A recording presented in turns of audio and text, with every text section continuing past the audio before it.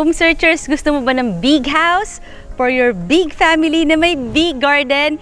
If yes, magugustuhan mo to. Sa laki nito, pwede ka talaga magpalagay ng malaking swimming pool kahit nga basketball court. At nasa loob tayo ng exclusive subdivision, kaya mag-start na tayo. Punta tayo dun sa facade. Let's go! Home searchers, for today, explore natin itong classic mansion in a huge lot here in Alabang Hills Village, Muntinlupa. My name is Eva and I am your real estate broker friend. Now let's start the house tour.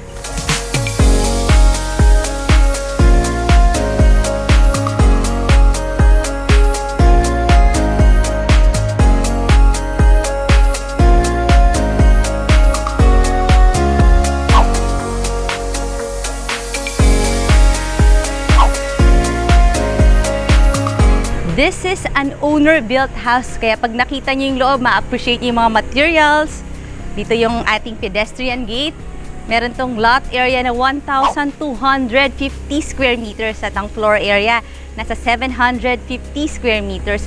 At facing east tayo. So, pasukin na natin. Let's go! This house is a classic Mediterranean-inspired, kaya timeless. At dito tayo sa papuntang parking. Let's go! Kasya dito, 4 to 6 cars. Meron ka ng mga cabinets. So, malapad or malaki ang iyong parking area. This house is CCTV ready. Dito sa labas may nakita na akong dalawang CCTV. Tapos may mga solar panels din dito. Solar lights. Punta tayo sa ating porch na napakalaki din. At meron ditong double door, made of Nara. Bago ko ipakita ang iyong future house, syempre request ko rin naman na i-click mo na yung subscribe button ng ating channel na Home Search Philippines para updated ka lagi sa mga videos na magagandang bahay. At ngayon nga, pasok na tayo dito. Let's go! And welcome to your beautiful mansion sa Alabang Hills Village. Ito nga yung sinasabi ko, pinto pa lang, double door siya. May side lights para maliwanag pa rin dito sa ating hallway. At eto na kagad ang first room. Check na natin. And this is your big study area. Dito pa lang sa baba, ang dami ng rooms. May aircon din siya. Ito yung sa CCTV. May ceiling fan. Tapos meron ka na rito mga shelves. Kung gagawin mo tong library, pwede rin. So, first room tayo. Tapos na. Let's go. And meron kagad katabing another door. Ito naman, double door din. So, let's see. Ito naman yung game room. So, doon ka maglalaro ng yung mga video games. Tapos, dito ka naman maglalaro ng yung billiards. At, meron ka pang open lanay dito, kaya maliwanag din dahil dito sa mga sliding doors. So, semi-furnished na siya. May mga kasamang AC, may kasamang mga blinds. May, eto, nakatayo yung AC. O, sa inyo dyan na mahilig mag-billiards, ha? Pwede natin ipaiwan tong billiard table na to. At katabi ng game room, may another room papunta dito. Ayan, meron door. Check natin to. Eto naman yung gym area. Ayan, may nakalagay pa ritong gym equipment. Lahat ng mga rooms talaga mga oversize, ha? At meron ditong another double door. Pakita ko sa inyo kung ano to. At, ayun na uli yung hallway natin. Tapos may door uli doon, yun yung entertainment room. Pero doon tayo daan para matandaan nyo. Let's go!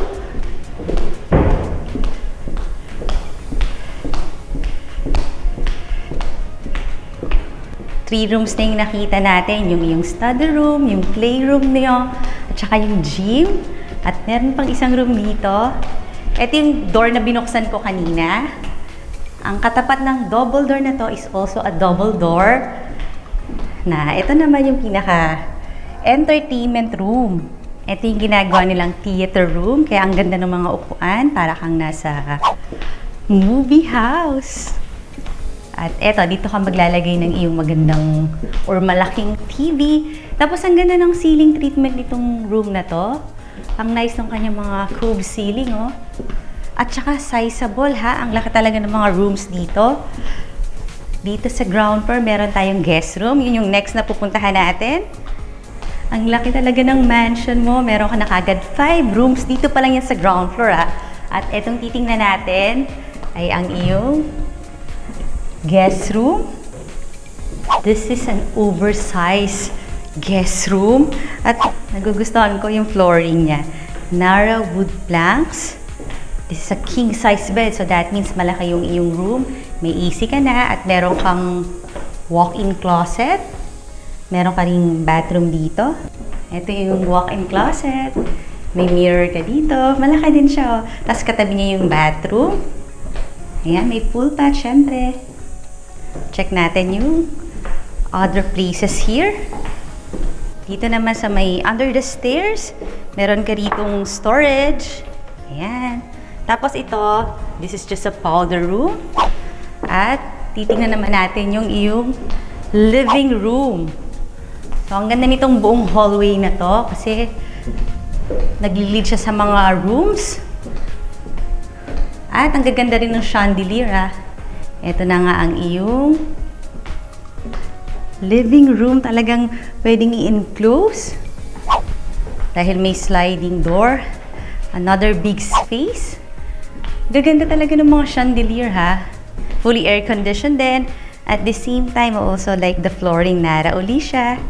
At ito namang living area mo, nag-open siya sa iyong covered lanay. Overlooking mo naman ang iyong napakalaking garden. Tapos may gazebo pa doon.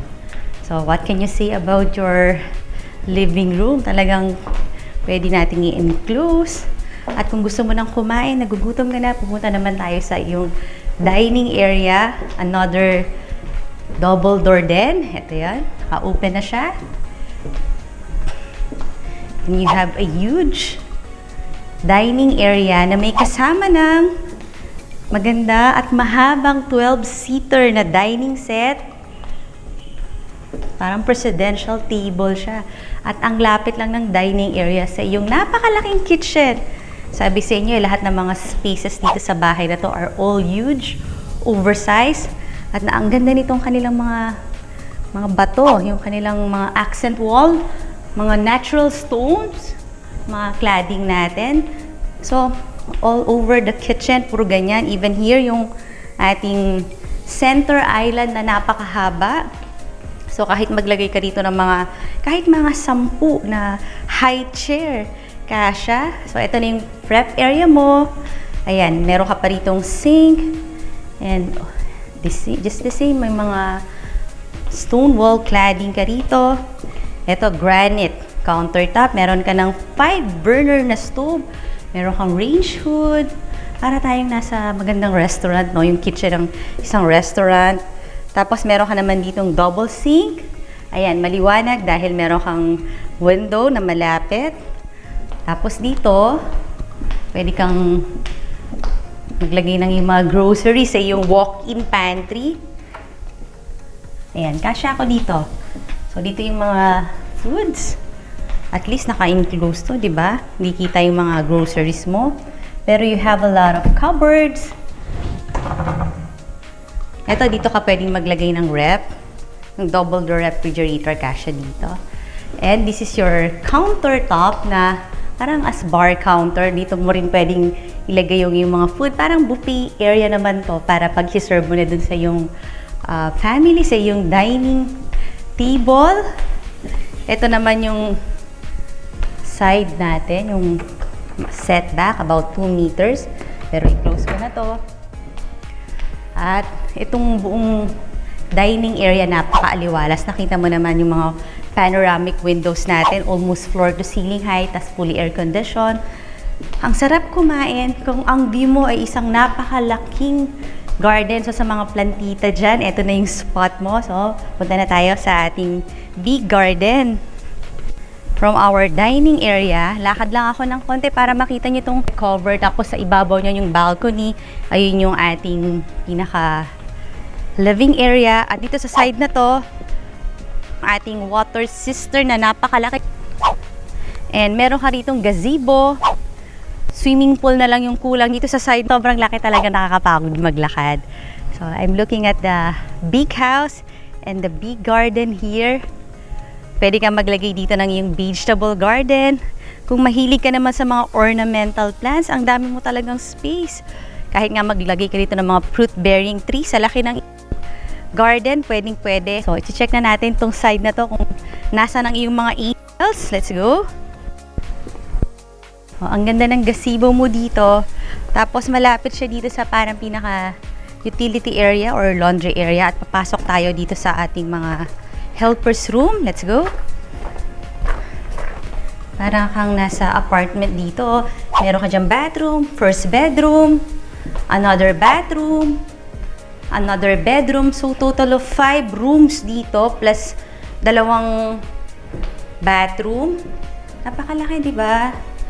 So, ang dami mong pwedeng gawin. Pwede mo na lang gawing storage yung mga other rooms dito na, syempre, kung ang helper mo, 2 lang naman or 3. Tapos, syempre, meron sila ritong kanilang kitchen. O, di ba? Ang ganda ng iyong helper's area. And it's time for us to see the second floor. Let's go. Alabang Hills Village is a posh and upscale community dito sa may south area. Ang maganda dito, ang lapit lang sa Alabang Town Center, Alabang Madrigal Business Park, tapos sa mga schools like Subel at the Ayala School or LaSalle. At eto na nga yung papunta sa second floor. At napakaganda ng kanilang staircase kasi made of Nara din. Bago ko naman ipakita ang second floor mo, request ko rin na i-visit mo na yung ating website na www.homesearch.ph para makita mo yung pictures nito at marami ka pang makitang nice houses. Ngayon, nakit na tayo.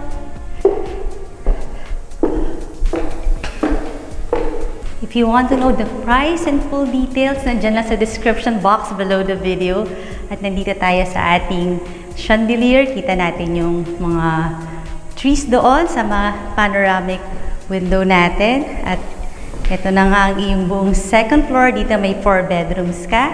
At napakalaki nitong hallway natin, no? And you have your linen cabinet, double door po. Ayan. So, lahat ng mga beddings natin, mga linens, dyan mo ilalagay. Maliwanag kasi meron ka ritong windows. So, this is also storage area. And our first bedroom here on the second floor is also a sizable bedroom. At lahat nga ng flooring dito sa buong second floor are hardwood Nara. At itong bedroom na to, meron kang balcony. Let's see. And this is your big balcony.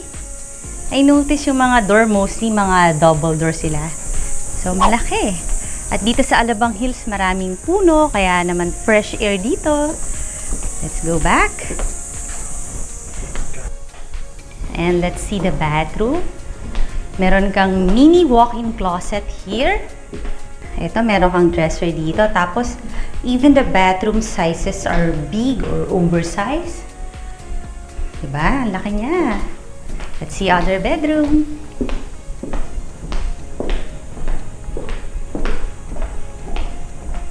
Ito naman yung second bedroom here on the second floor. At meron din siyang balcony, pero common balcony. Ayan.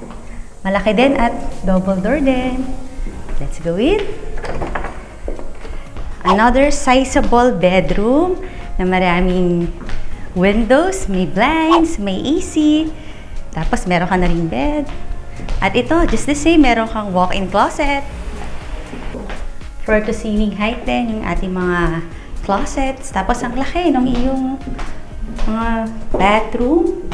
I think this is the boys' room kasi blue yung kanyang color. And let's see other bedroom. Home searchers, gusto mo rin ba yung mga ganitong kalalaking bahay? If-yes, lagay mo dyan sa comment section. At bakit? Gusto mo ng malaking house? At check natin tong third bedroom na may malaki ring bed. So, all bedrooms are sizable. Lahat naka-Nara wood planks. At lahat may walk-in closet. Lahat may big bathroom. So, you've seen your nice bedroom. At ang pinakamagandang bedroom sa lahat, of course, yung ating master bedroom na ang lapit lang dito. Ito na yon, o, diba? Talagang ganda ng pwesto ng master bedroom. Double door din siya. At i-check na natin.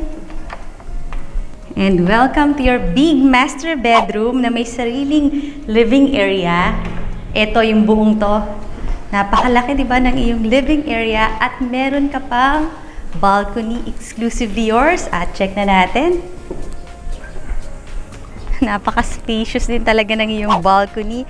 At ang ganda rito. Tapos yung ating roofing is a tegula. Tapos heatproof na rin yan. And babalik na tayo sa iyong master bedroom. From your balcony now to your living area here in the master bedroom. Ito na talaga yung pinaka main room. Na-enclose din siya. Ayan. May sliding door tayo. At another big space. At meron ka na ritong customized na headboard. Ganito kalaki yung kama ng master. Talagang 2 king size. Meron ka ditong drop ceiling. Nakita naman natin kung gaano ka oversize yung mga rooms. Actually, lahat ng spaces. O, diba? Ang ganda ng master bedroom. At isa pang maganda dito sa ating master suite ay ang iyong walk-in closet at ang iyong bathroom na double door din. Ayan, naka-open na for us. Ang dami mga double door dito sa ating mansion. And let's start. Naka-AC ka rito. Let's start here sa just the same, oversize bathroom. O, dito muna ako sa iyong shower area na napakalaki rin. Parang bedroom na rin tong bathroom na to. Across, nandito yung ating double sink. His and hers. Meron ka dyang bidet. Your water closet is here. Ito, ano bang space to? Wala, additional space lang. Kasi dahil nga sa sobrang laki ng ating bathroom, may extra space dito.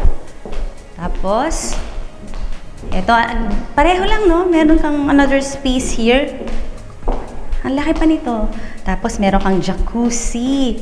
Ayan, bagay na bagay sa mga sweet husband and wife. Diyan sila sa kanilang jacuzzi na napakalaki rin.